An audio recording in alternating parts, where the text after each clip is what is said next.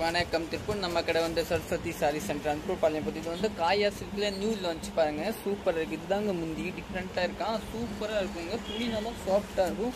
இதுதான் சாரி, ஃபுல்லாக sorry.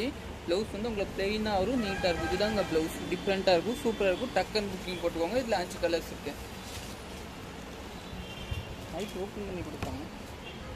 20 colours பாருங்கள். சூப்பராக இருக்கும். அதே மாதிரி தாங்க டிஃப்ரெண்ட்டாக இருக்கும்.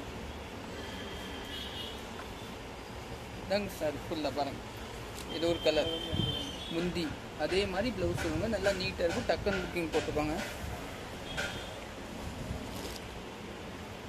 இது ஒரு கலர் பாருங்கள்,